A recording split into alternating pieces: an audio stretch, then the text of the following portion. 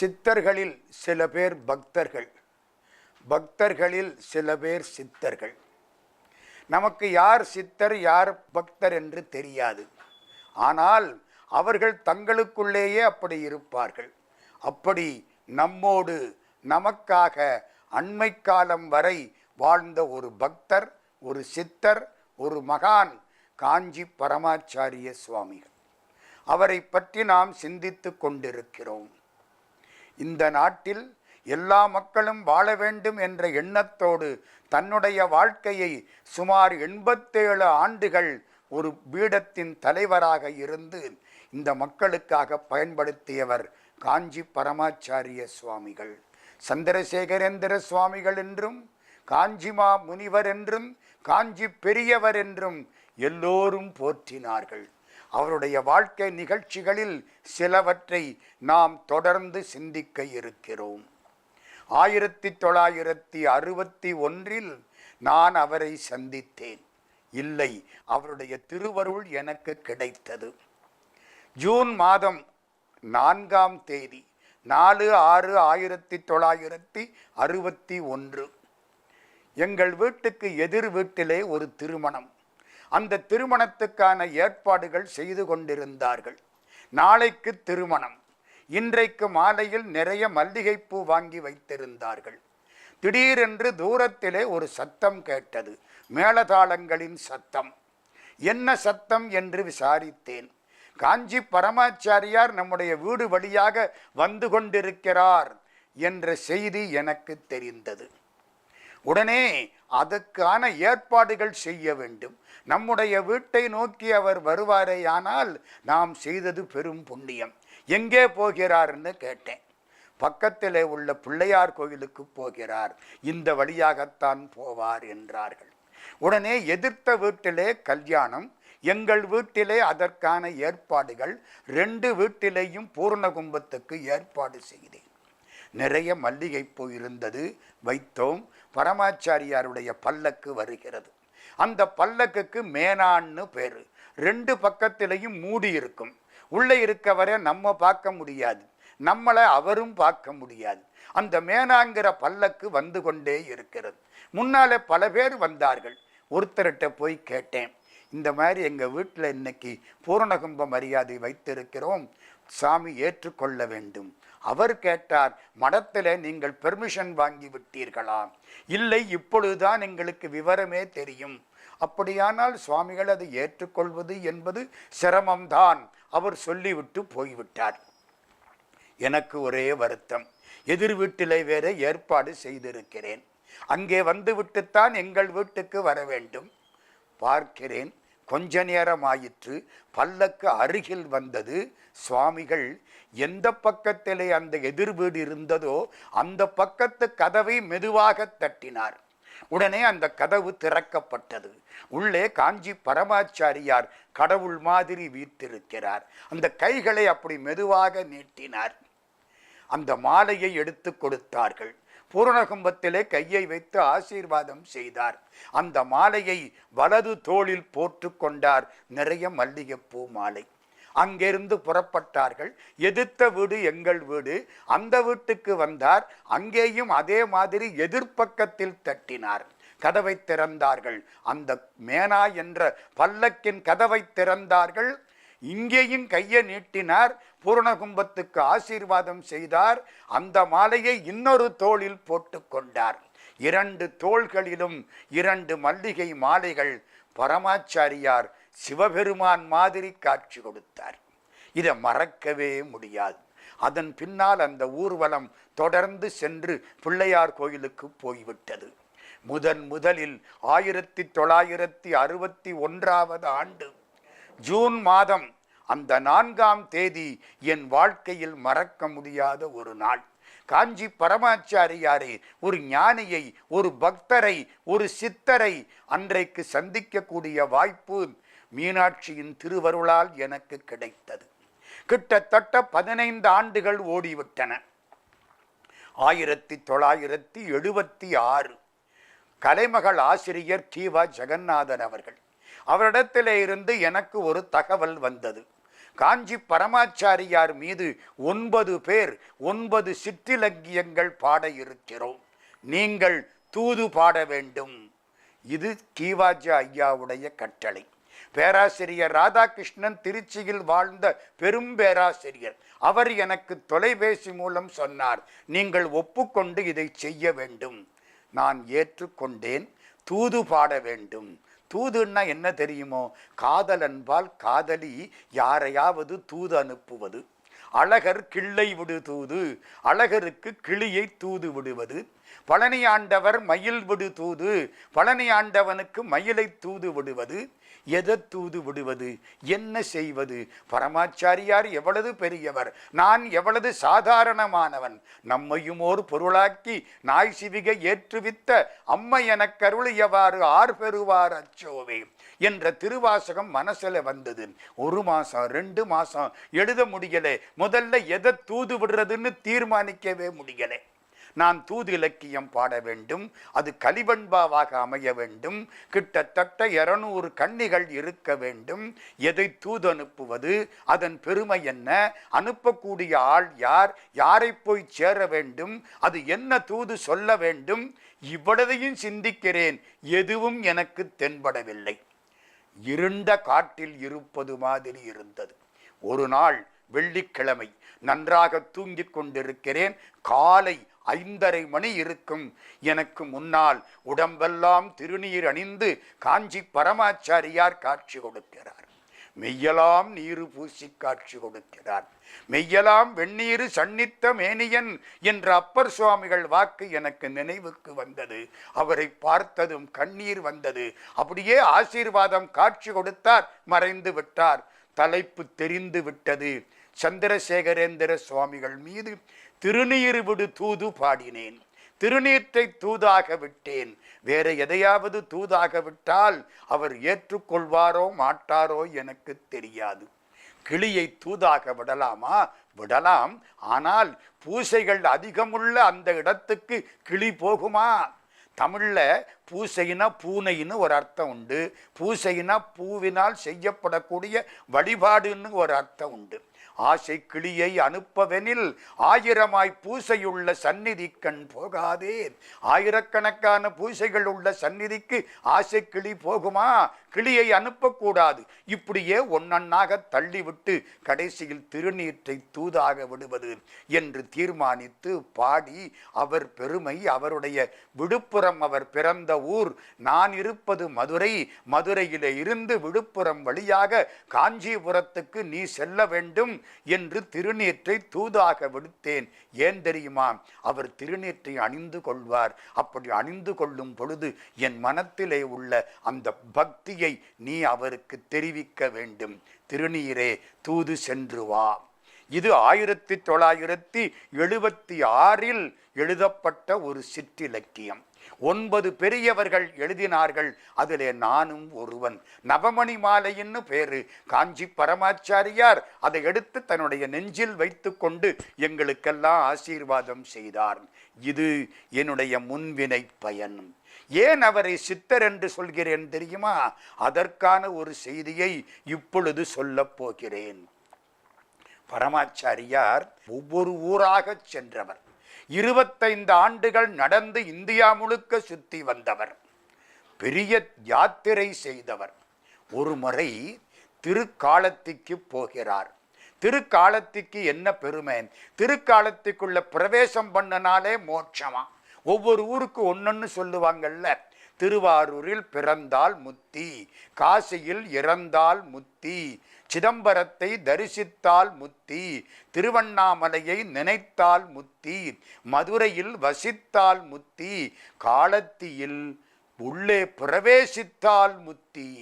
திருக்காலத்துக்கு போகிறார் காஞ்சி பரமாச்சாரியார். போய் பெருமானை பார்க்கிறார், வழிபாடு செய்கிறார். பெருமான் இவரை பார்க்கிறார். 2 சிவங்களும் சந்தித்து கொள்கின்றன. காஞ்சி பெரியவர் சொல்கிறார், மேலே மலையில் ஏற வேண்டும், கண்ணப்ப நாயனார் அருள் பெற்ற இடத்தை பார்க்க வேண்டும், அந்த குடுமித்தேவரை பார்க்க வேண்டும் என்கிறார். எல்லோரும் சொன்னார்கள், சாமி உங்க வயசுக்கு மேலையெல்லாம் ஏற வேண்டாம் அப்படின்னு கூட இருந்தவர்கள் தடுத்து விட்டார்கள். பரமாச்சாரியார் அவர்களுக்கு மதிப்பு கொடுத்தார். அன்னைக்கு போகல. ராத்திரி போய் எல்லாரும் படுத்துட்டாங்க. காளகஸ்தியிலே மடத்திலே படுத்து விட்டார்கள். காலையில எழும்பொழுது ஒரு மடத்திலே ஒரு சம்பிரதாயம். பரமாச்சாரியார் உள்ளே இருந்து கதவை மெதுவாக தட்டுவார். வெளியிலே இருப்பவர்கள் அவருக்கு அங்கே இருந்து சுப்பிரபாதம் பாடுவார்கள். அதற்கு பின்னால் மெதுவாக அந்த கதவு திறக்கப்படும். சுவாமி வெளியில வருவார். இப்படி ஒரு பழக்கம் அந்த காலத்தில் இருந்தது. அன்னைக்கு காலையிலே சுவாமி கதவை தட்டவில்லை. எல்லோரும் ஆச்சரியப்பட்டார்கள். கடைசியில உள்ள கதவை திறந்து பார்த்தா சுவாமியை காணோம். காஞ்சி பரமாச்சாரியார் எங்கே சென்றார்? தேடுகிறார்கள். காலத்தில் தேடுகிறார்கள். எல்லாருக்கும் ஆச்சரியம். ஒரு பெரியவர் சொன்னார், மலை ஏறி கொண்டிருக்கிறார். மலை எது? கண்ணப்ப நாயனாருக்கு அருள் செய்த குடுமித்தேவர் இருந்த மலை. அன்பு படம்பாய்த்திருந்த கண்ணப்பருக்கு அருள் செய்த குடுமித்தேவரின் மலை. காஞ்சி பரமாச்சாரியார் அங்கே ஏறுகிறார். அந்த வயசிலே கையிலே அந்த தண்டம், மனம் முழுக்க சிவபெருமான் மேலே ஏறி போகிறார். அந்த குடுமித்தேவருக்கு முன்னால் உட்கார்ந்து கொண்டு ருத்திரத்தை பாராயணம் செய்ய தொடங்கிவிட்டார். எல்லோரும் சென்றார்கள், கும்பிட்டார்கள், வழிபட்டார்கள். அவர் இறங்கி வந்தார். காலத்தியை ஒட்டி ஆந்திர பிரதேசத்தில் பல பகுதிகளுக்கும் சென்று வழிபாடு செய்தார். அப்படி மடம் வழிபாடு செய்த காலத்தில் ஸ்ரீசைலம்னு ஒரு ஊர், அதுக்கு பக்கத்தில் ஒரு குக்கிராமம். அந்த கிராமத்துக்கு பரமாச்சாரியார் போய்விட்டார். அவரோடு அந்த மடத்திலே உள்ள பெருமக்கள் ஒரு 100 பேருக்கு மேல் வருகிறார்கள். அதற்கான ஏற்பாடுகளை அந்த ஊர் ஜமீன்தார் மிராசுதார் செய்து கொடுத்தார். சுவாமி, என்னுடைய இல்லத்தில் தங்க வேண்டும் என்று மிராசுதார் கேட்டார். பரமாச்சாரியார் ஒப்புக்கொண்டார். தங்கினார். கிட்டத்தட்ட 1 மாதம் தங்கினார். அப்பொழுது நடந்த ஒரு நிகழ்ச்சி பரமாச்சாரியார் ஒரு சித்தர் என்பதை நிரூபித்தது. முதல் நாள் வழிபாடு செய்ய வேண்டும். பின்னாலே ஒரு ஆறு ஓடுகிறது. ஆறுதான் ஊருக்கு பெருமை. ஆறில்லா ஊருக்கு அழகு பால் என்பார் ஔவையார். ஆத்திலே போய் சுவாமிகள் குளித்து விட்டார். வந்தார், திருநீர் அணிந்தார், பூஜையில் உட்கார்றார். பக்கத்திலே உள்ளவர்கள் சொல்கிறார்கள், இந்த ஊரில் வில்வம் கிடைக்காது, வில்வம் பூஜைக்கு வேண்டும், ஏக வில்வம் சிவார்ப்பணம். மற்றவைகளை இன்றைக்கு பயன்படுத்தி விட்டால் அது நிர்மால்யமாகிவிடும், நாளைக்கு பயன்படுத்தக்கூடாது.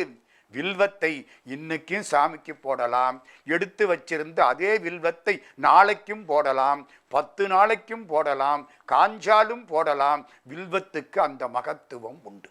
பரமாச்சாரியாரிடத்திலே சொன்னார்கள், இந்த ஊரிலே வில்வம் கிடைக்காது. பரமாச்சாரியார் ஒரே வார்த்தை சொன்னார், வில்வம் கிடைக்கிற வரை பூஜை தொடங்காது. சாப்பிடல. பூஜை முடிச்சுத்தான் எல்லாரும் சாப்பிடணும். சாமியும் சாப்பிடல. அந்த ஆத்திலே ஒரு பாறையிலே போய் நிஷ்டையில் உட்கார்ந்து விட்டார். 1 மணி நேரம் ஆகிவிட்டது. ஒருவர் ஓடி வந்தார். என்ன என்று கேட்டார்கள். நிறைய வில்வம், ஒரு கூடை நிறைய இருக்கிறது. அது எப்படி ஆச்சரியம்! போய் பார்த்தா ஒரு கூடையில வில்வம் இருக்கு. பரமாச்சாரியார் வந்தார், வில்வத்தை எடுத்தார், வழிபாடு செய்தார். எல்லோரும் சாப்பிட்டார்கள். அன்னைக்கு முடிஞ்சது. மறுநாளும் காலையில் அதே மாதிரி அந்த இடத்திலே ஒரு கூடை வில்வம் இருக்கிறது, அருமையான வில்வம். 3வது நாள் இப்படியே வந்தது. யார் வைக்கிறார்கள் தெரியல, வில்வம் அந்த இடத்துல இருக்கு. 4வது நாள் மடத்தை சேர்ந்தவர்கள் காத்து கிடந்தார்கள், யார் வைத்து விட்டு போவது என்று பார்க்க வேண்டும்.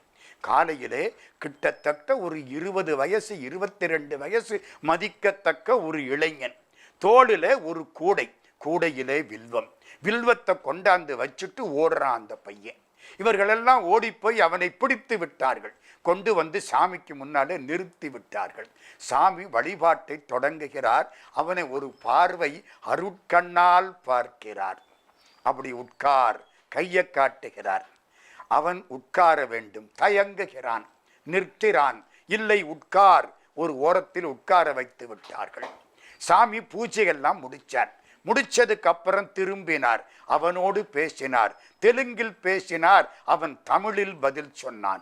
உனக்கு தமிழ் தெரியுமா? தெலுங்கும் தெரியும், தமிழும் தெரியும். உன்னுடைய பெயர் என்ன? புரந்தர கேசவலு. புரந்தரதாசர் மிகச் சிறப்பான பரம பக்தர். அவர் பெயரை இவனுக்கு இவங்க அப்பா வச்சிருக்கிறார், புரந்தர கேசவலு. இங்கே என்ன செய்கிறாய்? இந்த மிராசுதாரிடத்திலே வேலை பார்க்கிறேன். அது சரி, இந்த ஊரிலே வில்வம் கிடைக்காது என்றார்களே, உனக்கு எப்படி வில்வம் கிடைத்தது? இந்த ஊரில் இருந்து 8 கிலோமீட்டர் தூரத்திலே ஒரு மலை இருக்கிறது. அந்த மலையிலே வில்வம் இருக்கிறது. எங்க அப்பா அந்த காலத்திலே எனக்கு அதை காட்டினார். யாராவது சந்நியாசிகள், துறவிகள், ஞானிகள், மகான்கள் வந்தால், வில்வம் தேவைப்பட்டால் இந்த மலையிலே இருந்து எடுத்துக்கொண்டு சென்று கொடு, அது பெரிய புண்ணியம் என்றார். நீங்கள் வருவது தெரிந்தது, எடுத்துக்கொண்டு வந்தேன். சரி, ஏன் கொடுத்து விட்டு ஓடிப்போனாய்? நான் அந்தணன் அல்ல. எனவே ஒருவேளை நீங்கள் அதை ஏற்றுக்கொள்ளாமல் விட்டுவிட்டால் என்ன செய்வது என்ற அச்சத்திலே நான் ஓடினேன். இப்போ பரமாச்சாரியாருக்கு ரொம்ப மகிழ்ச்சி. அவன் அப்படி பார்க்கிறார். உங்க அப்பா என்ன பண்ணினார்? இந்த ஊரில் அவரும் வேலை பார்த்தார். அப்படியா? உனக்கு எப்படி தமிழ் தெரியும்? எங்க சொந்த ஊர் தமிழ்நாட்டிலே உள்ள ஒரு ஊர். மதுரைக்கு பக்கத்திலே உள்ள ஒரு சிற்றூரில் நாங்கள் பிறந்தோம். பின்னாலே இங்கே வேலைக்கு வந்தோம். அதனாலே எங்களுக்கு தமிழ் தெரியும். எங்க அப்பா யாராவது சன்னியாசி வந்தால் அவர்களுக்கு தொண்டு செய், வில்வங்கொடு, கொடுத்து விட்டு அவர்களிடத்திலே 2 வரம் கேள் என்று எனக்கு சொன்னார். அப்படியா? என்ன வரம் கேட்க சொன்னார்? பரமாச்சாரியார் கேட்கிறார். அந்த இளைஞன் புரந்தர கேசவலு பேசுகிறான். முதலாவது வரம், அந்த சந்நியாசியுடைய சன்னிதானத்திலே நல்ல கீர்த்தனைகளை பாட வேண்டும் என்று கேள். தமிழ் கீர்த்தனைகளை பாடு. தேவாரம், திருவாசகம் எல்லாவற்றையும் பாடு. தெலுங்கு கீர்த்தனைகளையும் பாடு. வாயார பாடு. இந்த வாய்ப்பை கேள். அந்த ஞானிகளின் சந்நிதியிலே பாடினால் அது நமக்கு மிக நல்ல ஒரு வாழ்க்கையை கொடுக்கும் அப்படின்னார். சுவாமி, நான் உங்கள் சந்நிதியில் பாடலாமா? பரமாச்சாரியார் கேட்டார். நன்றாக பாடலாம். அந்த 2வது வரம் என்ன? சுவாமி, அதை நான் இப்பொழுது சொல்ல மாட்டேன். நீங்கள் இந்த ஊரை விட்டு போகும் பொழுதுதான் சொல்வேன், அதுவரை சொல்ல மாட்டேன். புரந்தர கேசவலு இப்படி சொல்லிவிட்டான். அன்றைக்கு அவன் உட்கார்ந்து பாடுகிறான். திருவாசகம் பாடுகிறான், தேவாரம் பாடுகிறான். பால் நினைந்தூட்டும் தாயினும் சால பறிந்து நீ பாவியனுடைய ஊனினை உருக்கி உள்ளொளி பெருக்கி உலப்பிலா ஆனந்தமாய தேனினை சொரிந்து புறம்புறம் திரிந்த செல்வமே சிவபெருமானே, யான் உன்னை தொடர்ந்து சிக்கன பிடித்தேன், எங்களுந்தருளுவதினியே. நிறைய பாட்டுக்கள், தெலுங்கு கீர்த்தனைகள், புரந்தரதாசருடைய பாட்டுக்கள். ராமநாம பாயசக்கே, கிருஷ்ணன் நாமம் சர்க்கரை, இப்படிப்பட்ட பாட்டுக்கள் பக்திமயமாய் பாடினான். பரமாச்சாரியார் கேட்டார், அனுபவித்தார். எல்லோரும் அனுபவித்தார்கள். பரமாச்சாரியார் அதை விட்டு கிளம்பக்கூடிய நாள் அவனை அழைத்தார். புரந்தர கேசவலு, அந்த 2வது வரத்தை கேள். அவன் கேட்டான், சுவாமி, எனக்கு இனி பிறவி இருக்கக்கூடாது, பிறவாமை வேண்டும், இனி பிறவி இருக்கக்கூடாது. எவ்வளவு பெரிய வரத்தை கேட்டிருக்கிறான். கெட்டிக்காரன். யார் அதை கொடுக்க முடியுமோ அவரிடத்தில் பார்த்து கேட்டிருக்கிறான். பரமாச்சாரியாருக்கு ஒன்றும் புரியவில்லை. இவனுடைய வயசுக்கு, இவனுடைய தகுதிக்கு, இவனுடைய அறிவுக்கு இப்படி ஒரு எண்ணமா? பிறவாமை வேண்டும், மீண்டும் பிறப்பு உண்டேல் உனையென்றும் மறவாமை வேண்டும் என்று காரைக்கால் அம்மையார் கேட்ட மாதிரி, எழுகடல் மணலை அளவிடில் அதிகம் எனதிடர் பிறவி அவதாரம், இனி உனதவயம் எனதுயிருடலும் இனி உடல் விடுக முடியாது, கழுகொடு நரியும் எரிபுவி மரளி கமலனும் மிகவும் அயர்வானார், கடனுனதவயம் அடிமை உன் அடிமை கடுகி உன் அடிகள் தருவாயே அப்படின்னு அருணகிரிநாதர் கேட்ட மாதிரி இந்த பையன் கேட்கிறான். திரும்பினார் பரமாச்சாரியார். மிராசுதாரை பார்த்தார். இந்த பையனுக்கு ஒன்று நிகழும் பொழுது எனக்கு சொல்லுங்கள். அது என்ன ஒன்று நிகழும் பொழுது? நம்ம எல்லாருக்கும் ஒன்று நடக்கும், அது நிச்சயம். நிகழ்ச்சி தெரியாது, நேரம் தெரியாது. நிகழ்ச்சி நிச்சயம், நேரம் சந்தேகம். அதற்கு பெயர் இறப்பு. இவனுக்கு ஒன்று நிகழும் பொழுது எனக்கு சொல்லுங்கள் என்றார் பரமாச்சாரியார். கிளம்பினார், போய்விட்டார். பல ஆண்டுகள் ஆயின. காஞ்சிபுரத்துக்கு வந்து தங்குகிறார் பரமாச்சாரியார். ஒரு நாள் காலையில் மடத்தை விட்டு எழுந்து வருகிறார். அங்கே ஒரு குளம், குளத்திலே வந்து முழுகுகிறார். ஏதோ மந்திரம் சொல்கிறார், மேலே வருகிறார். திரும்ப ஒரு தரம் முழுக்கு, திரும்ப ஒரு தரம் மந்திரம், கிட்டத்தட்ட 6 முறை இப்படி செய்கிறார். பக்கத்திலே இருந்தவர்கள் ஆச்சரியப்பட்டார்கள். மடத்திலே இருந்த ஒரு பெரியவர் அங்கே வருகிறார். ஒரு தந்தி வந்திருக்கிறது என்கிறார். பரமாச்சாரியார் சொல்கிறார், தெரியும். தந்தியில என்ன இருக்கு? புரந்தரகேசவலு இறந்து விட்டான், புரந்தரகேசவலு எக்ஸ்பயர்ட். சாமி சொல்கிறார், அவனுக்கு இன்னும் 6 பிறவிகள் இருக்கின்றன. நான் ஒவ்வொரு பிறவியாக முழுக்காடி அவனுடைய பிறவி கணக்கை முடித்து விட்டேன். இனிமேல் அவனுக்கு பிறவி கிடையாது. இதுதான் அவனுக்கு கடைசி பிறவி. இந்த ஆற்றல் யாருக்கு உண்டு? மனிதர்களுக்கு உண்டா? கிடையாது.